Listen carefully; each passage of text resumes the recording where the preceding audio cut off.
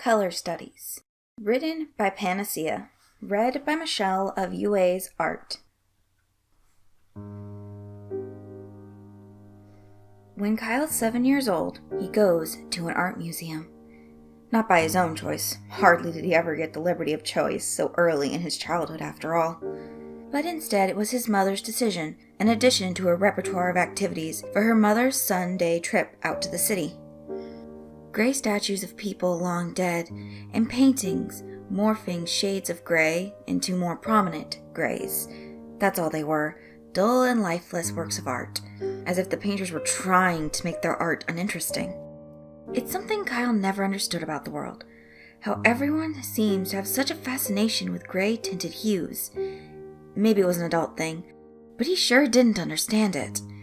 However, as he soon finds out, not every artist was the same. For the moment he rounded the corner, he's struck by a sudden sight of vibrancy and color. An entire section with nothing but pictures of the brightest and most appealing shades. Kyle finds his lips tilting into a smile at the sight, despite his previously sour mood. And with slow steps he approaches the giant art piece dividing the two sections. He'd never seen something so grand in scale. Spanning the length of the entire back wall, he's filled with a certain degree of awe at the sight of it. It's a painting that extends across the length of the room, a painting representation of the sky, bright colors of the sunset turning into the gray sky befitting a rainstorm, the mix of colors brightening the far right end of the wall, while the far left wall sits in lonely shades of gray. Intertwining paint strokes cross at the middle, mixing color and gray in a push and pull. A small war existing right at the point where a pair of stone statues stand in the middle of the room. One of a girl with long billowing hair and windswept dress, her hand extended towards her counterpart, a man who is reaching out to her in much the same way. Distantly, he's aware of his mother coming to stand beside him. "Ma, what does this mean?" he asks, a voice as quiet as it's ever been, suddenly afraid he might disturb some sort of peace here if he were to talk too loudly. She hums, as if trying to find the right words, before she seems to find them, and finally answers him. "This is a representation of the way your world changes once you meet your soulmate." He tears his eyes away from the painting to look at her. "Soulmate?" She gives him a smile before looking towards the exhibit herself, something strangely soft in her expression. That person in the world who is 100% perfect for you. Your entire vision changes the day you meet them, and then this painting will make a lot more sense. One side will look a lot different from the other. Kyle blinks, cocking his head slightly at the art piece. "But it already looks different." "Yes, but it'll look a lot more different than will be. Trust me, it's hard to explain, but one side will be a lot brighter and vivid than the other side." He shakes his head, unsatisfied with her explanation. Lifting a small hand, he points to the right side of the wall. "That side's already a lot brighter than that one," he says, moving his hand to point at the opposite side before dropping it altogether. "More pretty, like the sky really is outside." For a moment, his mom just continues to stare at the painting. Then, slowly, she looks down at him with an unreadable expression. "That's what outside looks like to you." "Yeah?" He shrugs, not getting what the big deal was. "Well, most of the time. Sometimes everything's gray and ugly," he explains, scrunching up his nose at the thought. "You mean when it changes from day to night?" Kyle shakes his head. "No, it can happen during the day too. Sometimes everything's like that." He points to the left side of the wall. "But sometimes things also look like that." He points to the right side, colors that he does not yet know the name for, but that look bright and vivid here as they would in the presence of the sun. "It always goes back and forth since forever." His mother, for once, seems at a loss for words. If anything, she looks at him skeptically, as if she doesn't quite believe him. It's something he's not exactly a stranger to, but immediately causes frustration to rise to the surface, a silent determination to prove a point. "Could you maybe describe them for me, Bubby?" she asks eventually, voice just a little too sweet. A tone that's faintly familiar, yet he can't quite place where it's from. "What colors do you see?" It's an odd question. After all, they are colors that Kyle has no name for, never having learned them before, and it's not quite exactly easy to describe a color without a name, so he does the only thing he can do. He uses what he knows. Starting with the most abundant color in the middle, he points to it. "That's the color of Kenny's parka." Then he points to the light shades lining the top of the wall. That's the color of Kenny's eyes. Then to the sun shining brightly in the middle, and that's the color of Kenny's hair. It doesn't hit him why his comparisons might be odd. He doesn't understand why Kenny so quickly becomes the basis for color, or why his mom looks so strangely before she says something about calling her his father and turns away. All he knows is that by the time they leave the museum, the right wall is just as gray as the left, and he no longer remembers how to describe what he saw. At the age of 11, the most significant thing Kyle knows about soulmates is he's the only one in his class who seems to have one. He's never been shy about anything in his life. If there was something he wanted to ask about, he was going to ask about it. And that included his ability to see color. It was just the way he was. But just because he spoke about it regularly didn't mean people necessarily listened, or even bothered to try to understand. A part of him said he was used to it. Another part of him reminded him it still hurt every time. Some more than others. I have to go to color studies class after school for the next few days. Kyle says to his friends one day during recess. It's part complaint and part only factual. After all, he, Stan, Cartman, and Kenny usually either took the bus or walked home together. Of course, sometimes it seems as if Eric Cartman's only job in life was to piss him off. And he took that job very seriously. Jesus Christ, Kyle! Cartman snaps, shooting a glare towards him. Can you give it a fucking rest already? Kyle's eyes narrow, posture instantly stiffening. What? The stupid color thing. Oh, I'm Kyle and I have a God-given butt buddy. Isn't that great, guys?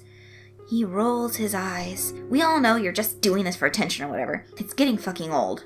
I'm not doing it for attention, fat ass. Oh, please, he says with another roll of his eyes that's somehow even more infuriating than the first. Even Stan knows it. Right, Stan? Kyle shoots his best friend an accusatory glare, and Stan cringes. I don't know, dude. He starts off slowly, throwing Cartman an annoyed look, before his expression turns distinctly uncomfortable, as he turns back to Kyle with an awkward shrug.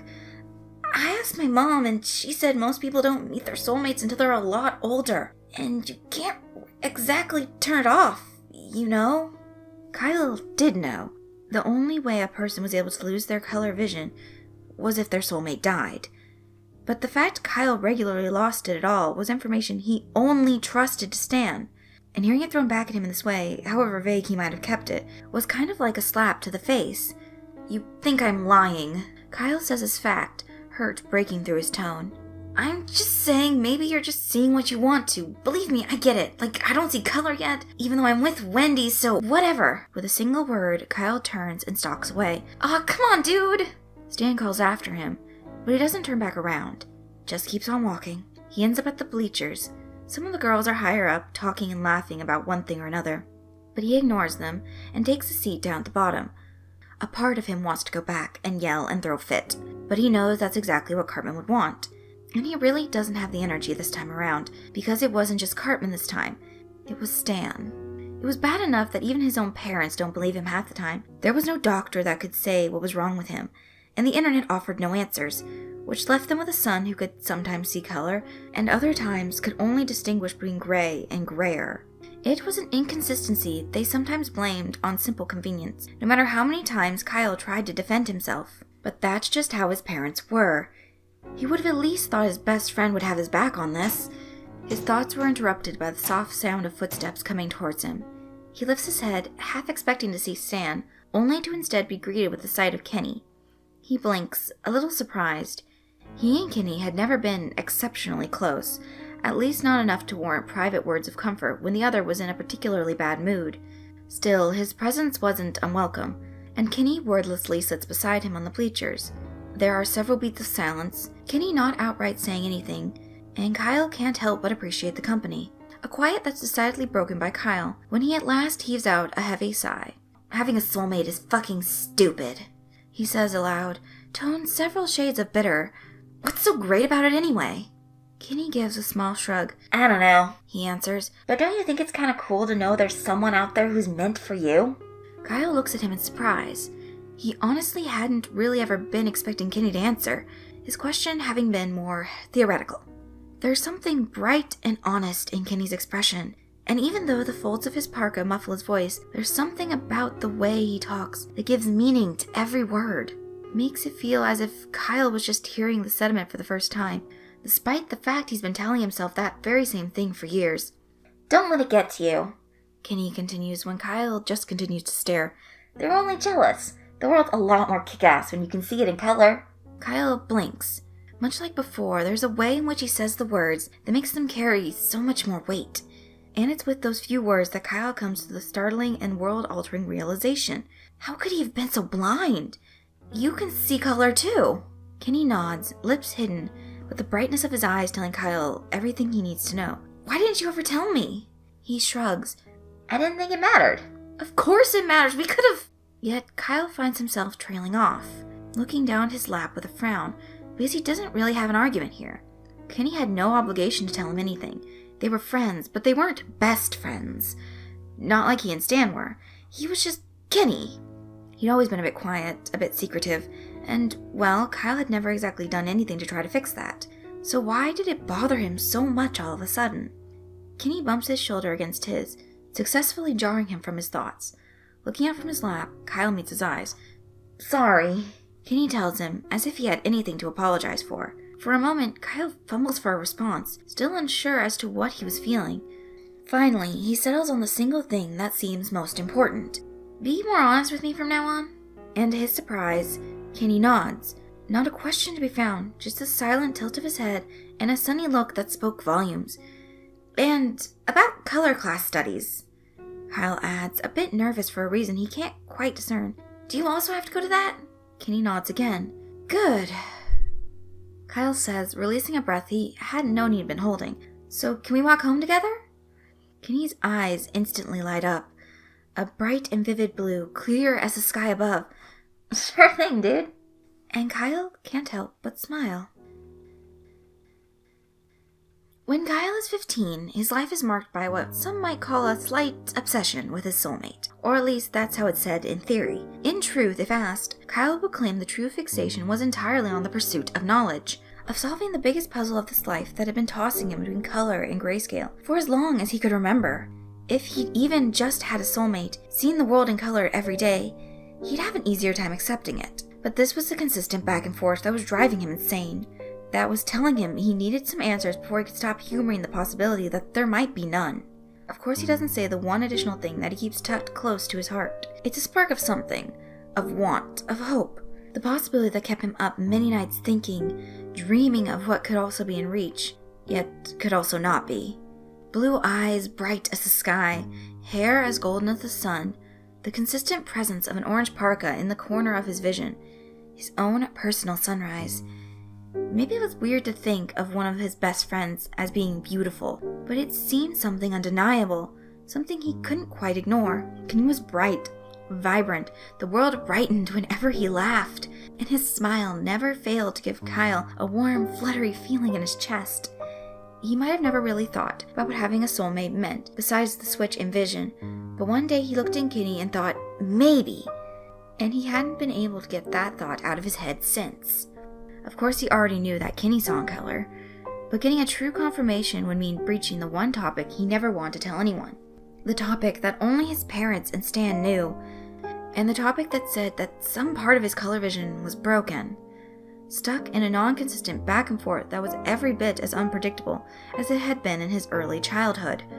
Because most of his classmates already thought he'd been lying about seeing color, Cartman's initial rumor never really having lost traction, then this would be the final tipping point into unbelievability.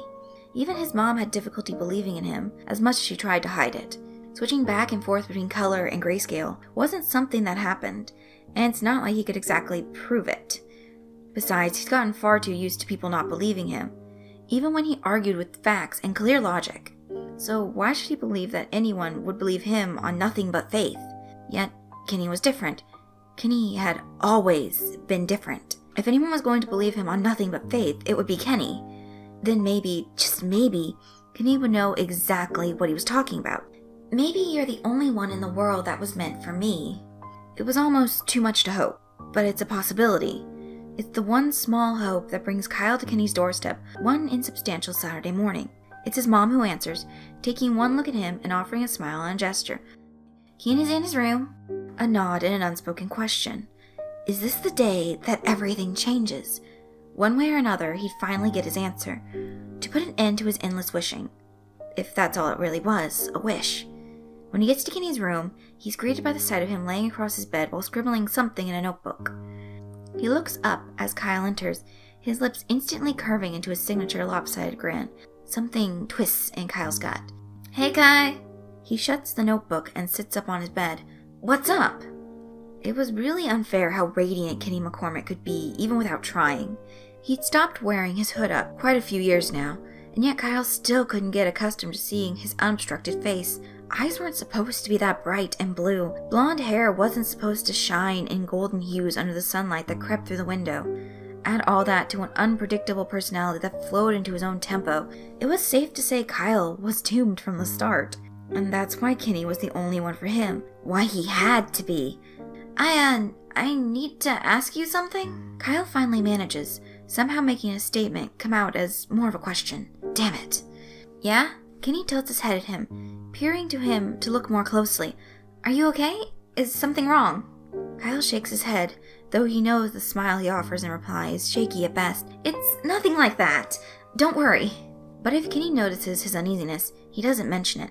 Instead, he just gives an easy smile and pats the spot on the bed beside him. Taking a steadying breath, Kyle moves over to him and sits, careful not to sit too close, even though it's impossible for him to ignore Kenny's warmth and presence beside him. Not only that, but he can't quite ignore the logistics of the spot where they are currently occupied. Sitting side by side on Kenny's bed, the door shut, and completely alone. Kyle swallows. He really needs to concentrate. Now was not the time for his lame fantasies. Kenny, he begins, preparing to cut to the chase before he loses his nerve. A deep breath. Breathe in. Breathe out. Does your color vision sometimes fade in and out? Like, sometimes you can see color, and other times all you can see is gray. The effect is instantaneous. Before he even finishes speaking, Kenny is already looking at him as if startled, eyes wide and jaw slack. You mean sometimes you lose your ability to see color for days? Kenny asks, words hurrying in a way that Kyle had never heard from him before. He doesn't know exactly what to make of his reaction, but he's certainly not laughing, and Kyle finds hope in that fact. Yeah, there's been times where it's been for weeks, he answers, trying to keep his tone neutral, but it could also be only for a few hours. And then it just comes back, with no explanation.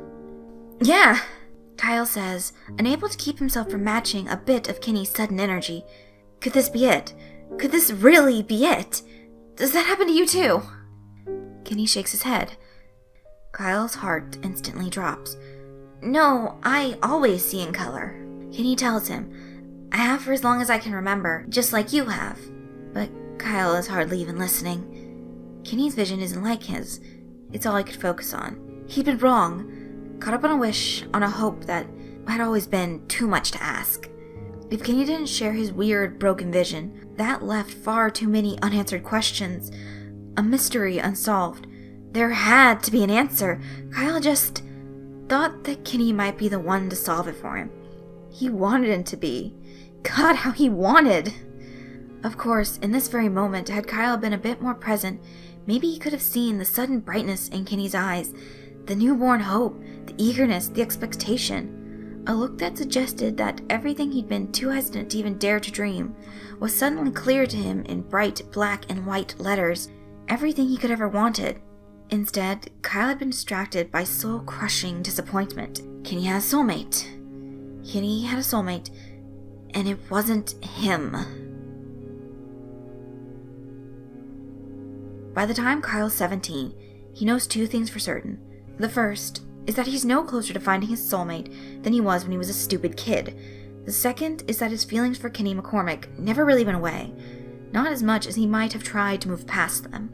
It's a constant ache in his chest, a persistent pull to want to be near him, one that makes him question that maybe he's just been the joke of the universe all along, that maybe there's no one else who shared his problem, that he was just defective, cursed, or something. And one warm spring night, it's that very thought that rises to the forefront of his mind, as loud and glaring as ever.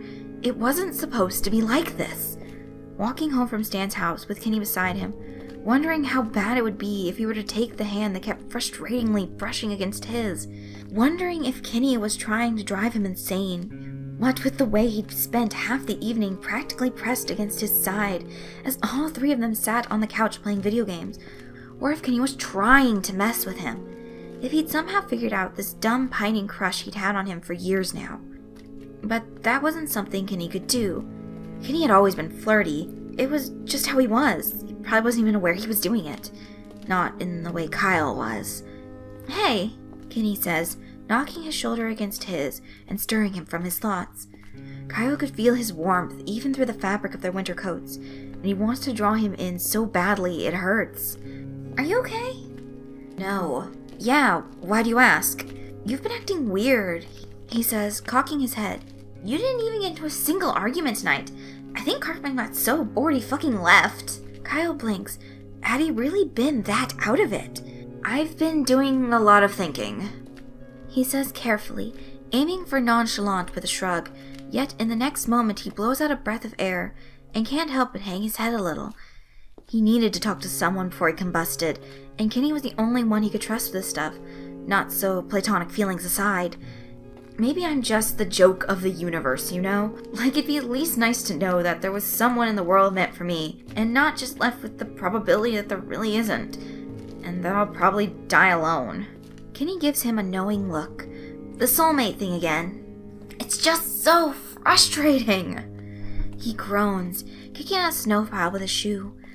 I'm good at solving shit. I've always been. And yet the one thing I've been trying to figure out since I was a kid, I just can't.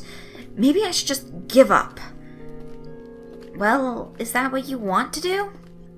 Caught a little off guard, he turns immediately to meet Kenny's eyes, only to find its expression much more serious than usual. Normal nonchalance, absent in a sudden display of intensity. Kyle would be lying if he said he wasn't a bit taken back by it. Uh-huh. Do you want to give up trying to find them? Kenny pushes. You know, maybe do what you want to do, instead of letting something you can't even control take over your life. Kyle stops walking. Kenny follows suit. You think that I should. He states as a fact, not a question. Kenny was unusually passionate about this for some reason, and he was honestly a little hurt by it, even if he didn't really know why. You have a soulmate, don't you at least want to try to find them? Yet Kenny just laughs. There's a difference between wanting to find your soulmate and ignoring everything that's right in front of you because you're so fucking set on solving some damn puzzle. He says with a shake of his head. It's not that complicated, Kai. I'm not ignoring. But in one smooth motion, Kenny suddenly places his hand over Kyle's mouth, successfully cutting him off. Then he leans in, lips a breath away from Kyle's own, his hand the only thing separating them as he whispers, Come on, Kai, you're smarter than this. A warm, tingling shiver travels down Kyle's spine, anticipation alighting his every nerve, only to feel a wave of disappointment when Kenny steps away from him again. And as they stand there staring at each other in the middle of the winter air, under the night sky, Kyle's left completely speechless. So it's Kenny who breaks the silence. Just answer one thing for me, he says, tone gentle despite the fact there's a clear frustration lining his pose. Have you ever seen me in grayscale? Kyle's lips part, then they close. He frowns. He trails off, brow furrowing as he tries to think. Had he ever seen Kenny in grayscale? Kenny, bright and vibrant Kenny. Kenny with eyes that were always the brightest blue, who held vibrancy unlike anyone he'd ever met. Kenny who made everything brighter. Slowly, the pieces click together. His eyes widen, lifting his gaze to his childhood friend, his soulmate. It's really not that complicated, Kai. Kenny repeats, voice softer. You knew. His voice isn't accusatory, only stunned. A slight breathless whisper that's the only thing he can manage at this moment. Yeah, Kenny says, tone just as quiet.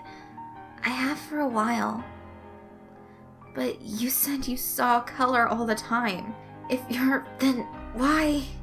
There's so many questions, so many things he doesn't understand. He's been sure, or at least he thought he'd been. How? His thoughts are cut off by fingers wrapping gently around his hand. Don't think too hard about it, Kai, Kenny soothes, giving his hand a squeeze before releasing it just as quickly as he'd taken it. There's an explanation, and I swear I'll tell you. Just not now. Why didn't you tell me? There's a certain degree of hurt that comes through his tone without his control, and Kenny immediately seems to pick up on it. He looks away and fiddles with the drawstrings of his hood, lifting the fabric enough to cover a portion of his mouth. Because I didn't want you to be with me. Just because we're supposed to be or something. He tells him, voice slightly muffled and shoulders lifting in a small shrug. I like you. A lot. That was before I even figured it out. Kyle takes a step towards him, reaching for his hand again. Kenny lets him take it, though he still doesn't meet his eyes. Kenny, if I had you, I swear it would be nothing like that. At that, Kenny finally peeks at him and offers a nervous smile, still partly hidden. I want to believe you, but you'd never seemed interested before. You hardly even know me when it comes down to it. For a moment, Kyle's not really sure how to respond. Did he know Kenny? He thought he did, but he also thought he'd correctly ruled him out as his possible soulmate, and he'd failed miserably at that. But as he stands there searching for words, the old art scene from the museum suddenly comes to mind. A memory he hadn't thought about in years suddenly gains all new significance. A girl reaching for her counterpart as the world changed forever around them. Kenny couldn't walk away. Not now. He wouldn't let that happen. He takes another step forward, this one bringing them not even a foot away from each other. Then let me know you. Give me a chance to prove this isn't just a soulmate thing. Kenny hesitates. Kenny, please. And it's that which finally does it. Walls crumbling as Kenny gives him that lopsided smile he's always loved. Kyle Broflovsky begging for me? As if I could ever say no. As soon as the words leave his mouth, Kyle pulls him into his arms and hugs him close. Kenny laughs slightly in surprise before he buries his face into the place where Kyle's neck meets his shoulders. Thank you, Kyle says into his hair. Although those two words don't exactly make up for every vivid day Kenny had given him just by existing, or for giving color to his life, even when Kyle and his overthinking tendencies probably deserved none of it, it's at the very least a start.